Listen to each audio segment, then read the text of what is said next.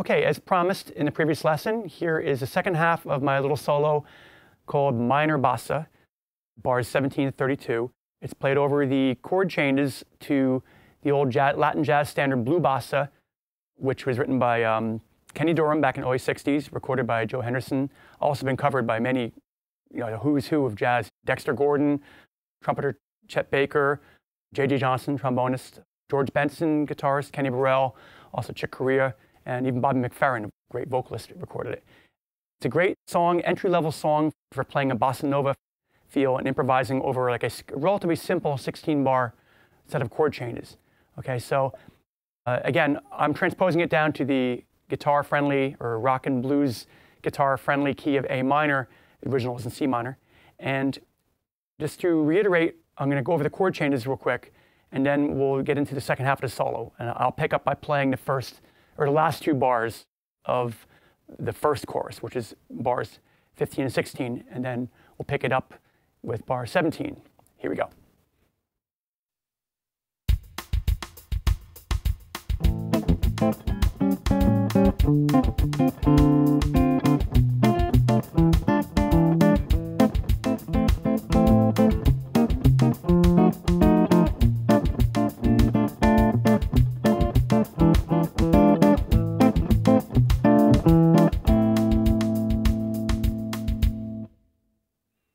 Okay, so A minor, you can play A minor 7 if you wanted to.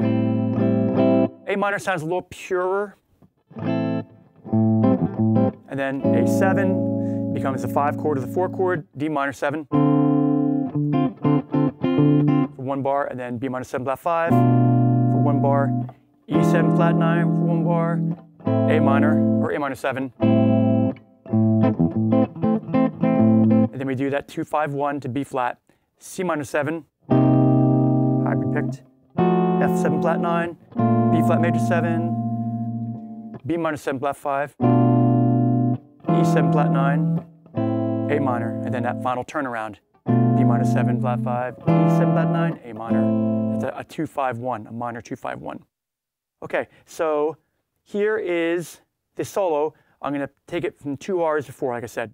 The last 2 bars of the first chorus segueing into the second chorus. Here we go.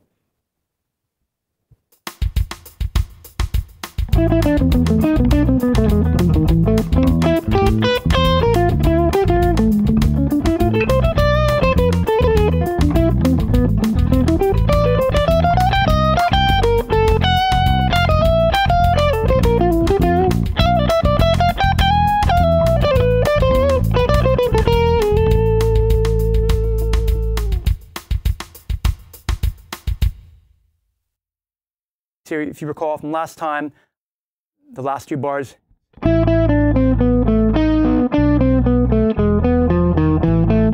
Okay, so now that's the downbeat of the second chorus, the first chord. So we go.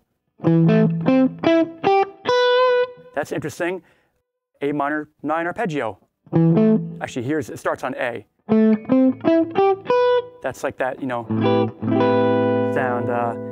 Allman Brothers, Memory of Elizabeth Reed.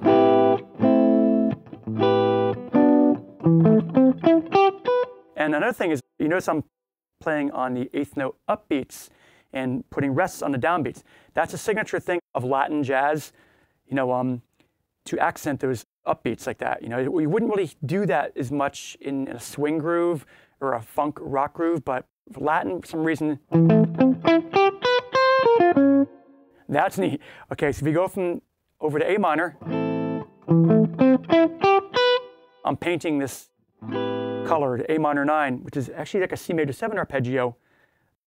It's stacked thirds over A. Minor 3rd, major 3rd, minor 3rd, major 3rd. You could keep going. Minor 3rd.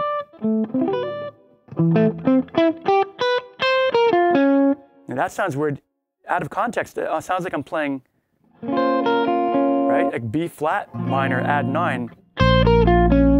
Sounds like that George Michael song.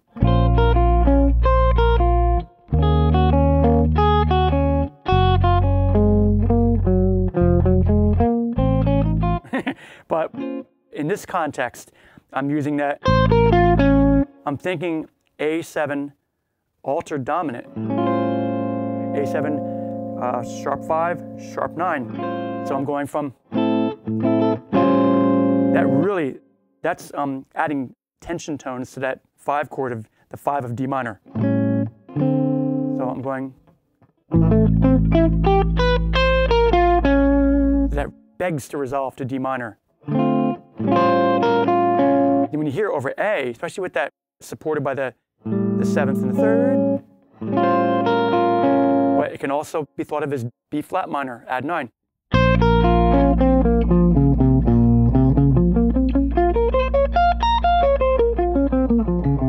But superimpose over A.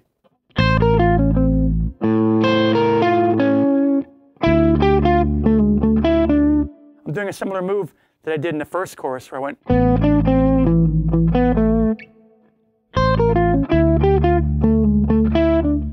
Instead of going right for that minor 3rd of D minor to get that counterpoint to define the chord, I played a second, the lower adjacent scale tone and then the upper adjacent scale tone, or their lower neighbor, upper neighbor, and then finally hit it, but not on the downbeat. I go, then I hit it. Another reason is because I already have that F note in the,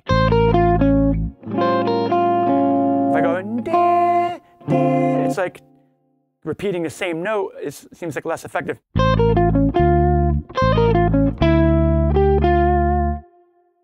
Again, it comes down to voice leading.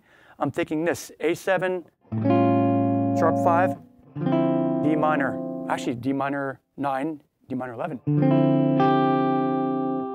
minor 7,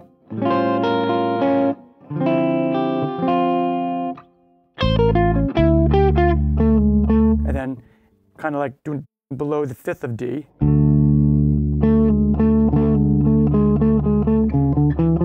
Right? Lower neighbors, chromatic lower neighbors.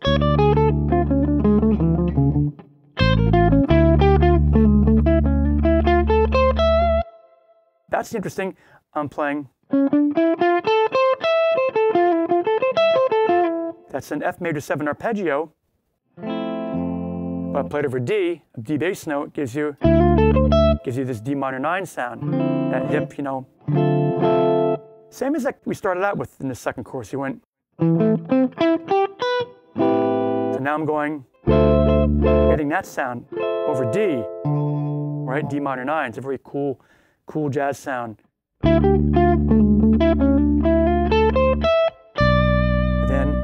I'm targeting D, which is the minor 3rd of B minor 7 flat 5. Okay, so he went.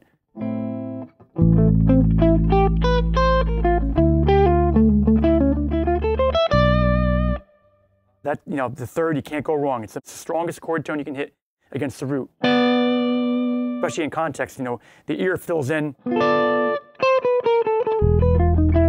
Then I go, chromatic passing tone. Sometimes you want to just do these little walk downs or walk ups. That's the way you theoretically analyze it. And then another slippery saxophone-like thing. So that's the 3rd of E7. I could almost play a chord solo off of every one of these notes because I'm thinking chords, man. Again, chromatic neighbors.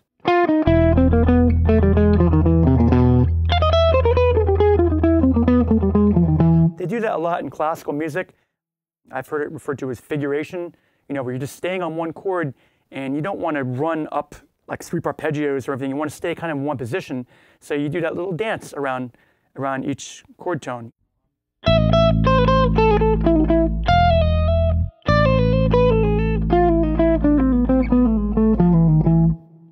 So you got.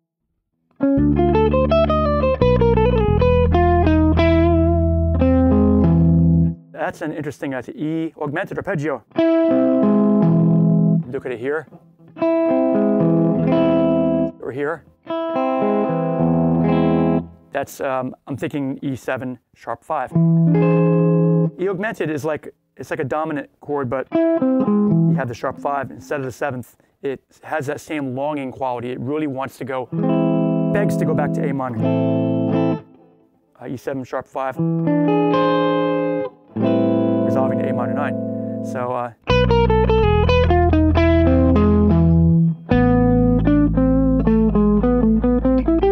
okay, so I go.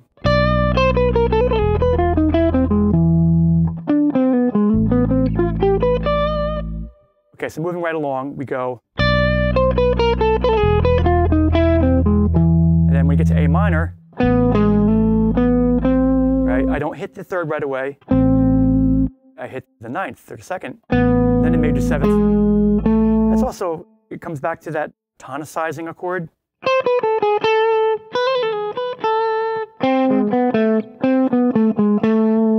That says A minor all by itself without any kind of accompaniment. And I hammer on, again, give your picking hand a little bit of a break while also creating a more relaxed, fluid type of sound. And a little position shift, wide stretch up to here.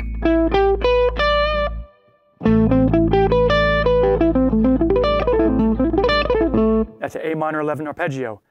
Remember I showed you earlier, I went, I'm doing that same thing here. Now reaching up to the 11th. So you got the root, minor 3rd, 5th, minor 7th, 9th, 11th.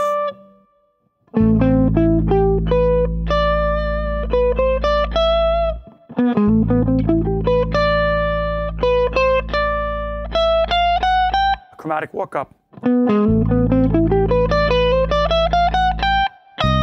And then I go right for the 3rd of C minor 7. That has a real poignant type of sound, you know. Voice leading. I'm hearing the 5th of C on top, the flat 9 of F on top, and then the 5th of B flat. The same as our chords. And again, trying to vary the rhythm. Those are all 8th note upbeats. 1, 2, and 3, and 4, and 1, and 2. And here this is kind of a almost like a sarcastic move. Instead of going, you would think you would go to the 5th of B flat major 7, F, but I go to the flat 5. Kind of like, almost like teasing, you know. Actually, that could be thought of as the sharp 11. B flat major 9, sharp 11, wow.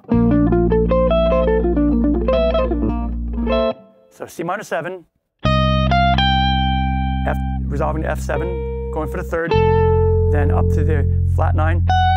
If I did natural 9, that would sound okay. It would sound like kind of vanilla and tame. It'd be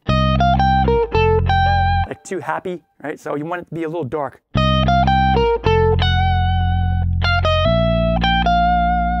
Again, using neighbor tones. That's neat. Nice big pull off. Okay, we're in B flat. I went from D the 3rd, pulling off to the major 7th, the 9th, then the root. And then using a lot of these neighbor tones here, sliding down to it.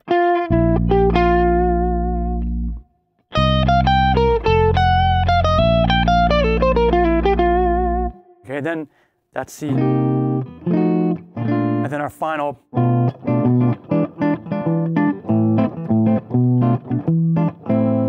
For that, I go. Sometimes it's cool to stay on one string and even kind of do things that aren't the most efficient, like just sliding a pinky up the string. It just sounds intense. That's kind of inspired. I'm thinking almost like Peter Frampton or Jimmy Page, you know?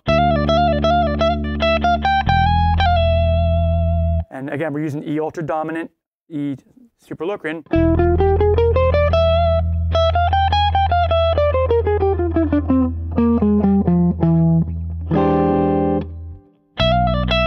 That's over B minor 7 flat 5, so we get that.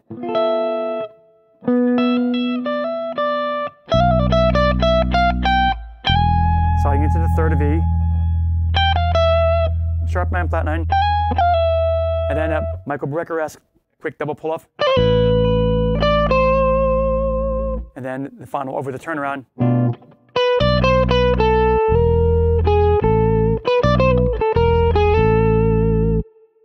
Targeting the chord tones, you know, it's like paint by numbers, connect the dots.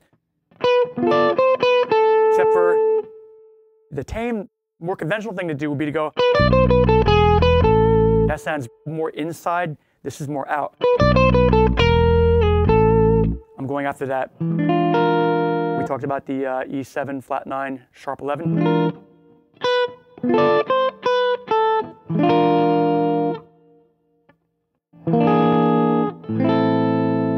That sounds spooky. It's almost like a classical thing, like Beethoven.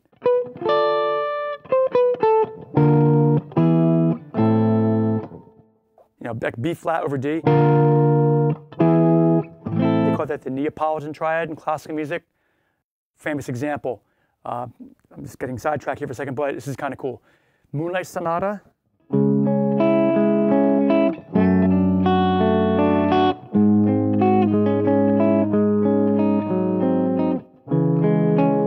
So you guys, that's the flat 2 chord. So it's like I'm going B flat, E, A minor, moving a tritone. It also has like a certain, like a, I don't know, exotic, ethnic, Middle Eastern or Eastern European, Indian type of sound, whatever.